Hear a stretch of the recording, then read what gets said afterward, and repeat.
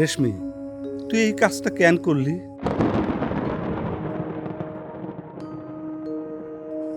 আমার ইচ্ছা হয়েছে, আমি করছি। ইচ্ছা হইলেই মিথ্যা কথাটা সাজানো যায় না। কিসের জন্য করলি? তো আমি কি করব? আমার এরকম ফুলের মতো ফুটফুটে বাস্তি, আমার মায়ের মতো সে আজকে এরকম একটা বুইরা জামাই দেখে বিয়ে করে নিয়ে আসবো, আমার তো কলজা ফাইটে গেছিল। আমি মাইনা নিতে পারি নাই। দিয়ার যখন মা মারা যায়, ওর তখন 3 বছর বয়স ভাইজান। তোর মনে আছে না? তখন থেকে আমি ওরে কোলে পিঠে করে পাইলা লাইলা মানুষ করি নাই। কইতে পারবা? তোরা কোনোদিন কইতে পারবি যে তখন মায়ের অভাব বুঝতে দিস? মায়ের মতো আগলাই রাখি নাই। আমার পাত্র দেখতে আসতো খালি, তোমরা ভাবতা যে আমি মনে হয় কুতকুতা বদমেজাজি, খালি ক্যান্সেল করে দেই। তা না ভাইজান,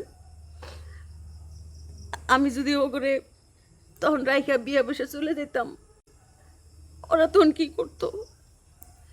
ওরা তো কলজা ফেটে মরে যেত ভাইজান। তুমি তুমি ওগো মায়ের অভাব পূরণ করার লিগে হয়তো আরেকজনের আইনা দিতা, কিন্তু তাতে কি ওরা মা পাইতো? মায়ের আদর পাইতো? পাইতো না। দেখা যায় তো সৎ মা এসে অত্যাচার করতেছে, তখন কি আমি শান্তিতে থাকতে পারতাম? সেই জন্য আমি আমার এই 3 বাস্তির দিকে চাইয়া নিজের সমস্ত শখ আহ্লাদ সবকিছু বিসর্জন দিছি। জীবনে বিয়ে শাদী বসলাম না, অগরে নিয়ে ভালো হয়েছিলাম।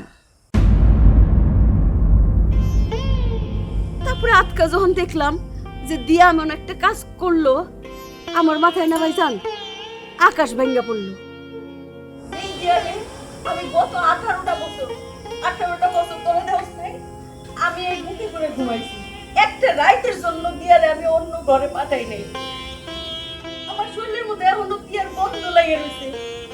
সেই দিয়া নিজে একলা একলা নিজের পছন্দ মতো একটা জামাই দেখা বিয়া করে নিয়ে আসলো।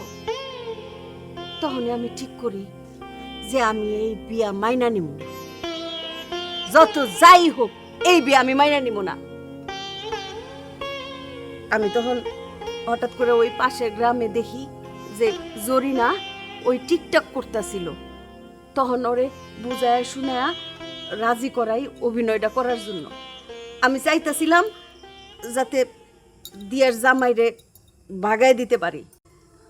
ওই জন্য আমি এই কাজটা করি ভাইজান। আমি ভুল করে ফেলাইছি ভাইজান।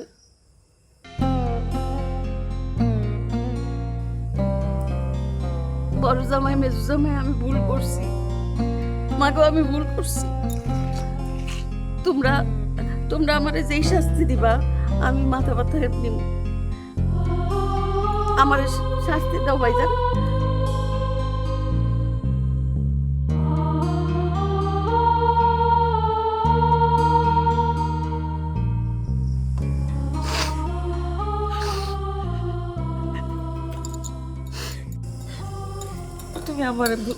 তুমি আমার ক্ষমা করে দাও, আমার ভুল হয়ে গেছে। দূর পাগলি, মায়ের কাছে মেয়ের কোনোদিন ভুল হয়? মাপ চাইতে হয়।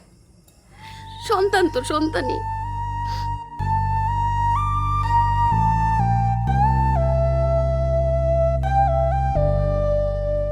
আমি তোমাকে না জানে ফরাদে বিয়া করছি। আমি জানি আমার অন্যায় হয়েছে, আমারই দোষ। আমি আসলে তোমাকে কারোর কথা চিন্তা করি নাই। আমার মনে হয়েছিল তোমরা কেউ রাজি হবা না, এজন্য আমি একা একা এরকম একটা সিদ্ধান্ত নিয়ে ফেলছিলাম। তোমরা জানো ফরহাদ খুব ভালো মানুষ। রুবের মার ক্যান্সার হয়েছিল, তার টাকাও ছিল না। সবাই ধরেই নিয়েছিল রুবের মা মারা যাবে। আর তখন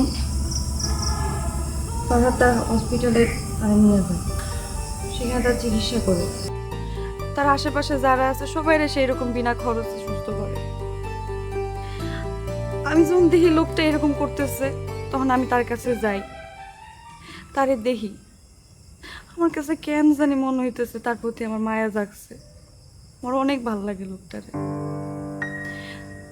সে যে মানুষের প্রতি এত ভালোবাসা, এগুলো আমার অনেক মায়া জাগাইছে। আমি কেন জানি আমার মনে হয়েছে আমি তারা ছাড়া থাকতে পারবো না। আমি যখন তারে আমি বিয়ের কথা কই, হ্যাঁ রাজি হয় নাই। হ্যাঁ আমারে কইছে যে আমার পরিবারে কইব, তারপর সবাই রাজি হইলে সম্মানের সাথে সবার সামনে থেকে আমারে নিয়ে যাইব। কিন্তু আমি তো জানি তোমরা কেউ রাজি হবো না, এই জন্য আমি এরকম একা একা একটা ডিসিশন নিয়ে ফেলছি। বিয়ের পরেও সে বলে নাই যে নিয়ে যাবে তার বাসায়, সে তখনও আমারে বলছে সবাই রাজি হইলে সবাই মানায় তারপর আমার নিয়ে যাবে। আর তোমরা এতদিন ধরে এমন অপমান করছো তারে, তারপরেও সে একবারের জন্য আমারে বলে নাই চলো আমি তোমার নিয়ে যাই। তাই চিন্তা করছিল তোমাকে লগে আমারে সব ঠিক কইরা তারপর লয়ে যাবে, হ্যাঁ আমার সম্মানের সাথে উড়ে লয়ে যাবো তোমার সামনে থেকে। এখানে তার কোনো দোষ নাই, সব দোষ আমার। যা করছি সব আমি করছি, তোমরা সবাই আমারে ক্ষমা করে দাও। তুমি ভুল করো নাই দিয়া, ভুল করছি আমরা। আমরা আমাকে ব্যক্তিগত সিদ্ধান্ত তোমার উপর চাপাই দিতে চাইছি, পড়ার সামনে আমরা বুঝতেই চাই না। তুমি যদি তারে নিয়ে সুখে থাকতে চাও, সেটা অবশ্যই আমাদের সম্মান করা উচিত। অবশ্যই সম্মান করা উচিত। আব্বা আপনি কিছু বলেন। আমার যা বলার আমি তোমাদের বলে দিয়েছি। আমার মেয়ে যাতে সুখে থাকে, ও যদি মনে করে আমি সুখে আছি, তাহলে আমি কেন আপত্তি করবো? এখন তোমরা সবাই মিলে যা করবা আমার সেই মত। তাহলে তো সমাধান হয়ে গেল। ফুপু তুমি কিছু বলো। আমার মায় যে সিদ্ধান্ত নিছে একদম ঠিক সিদ্ধান্ত নিছে। ভুল যা করছি সেটা আমি করছি, আমরা সবাই করছি। এখন তোমরা যদি রাজি থাকো চলো কালকেই যাই, জামাইয়ের কাছে যাই আমি নিজে ক্ষমা চামু, জামাইয়ের কাছে মাপ চামু। চলো ভাইজান, বড় জামাই মেজো জামাই চলো যাই আমরা। তবু আপনি যা বলবেন তাই হবে।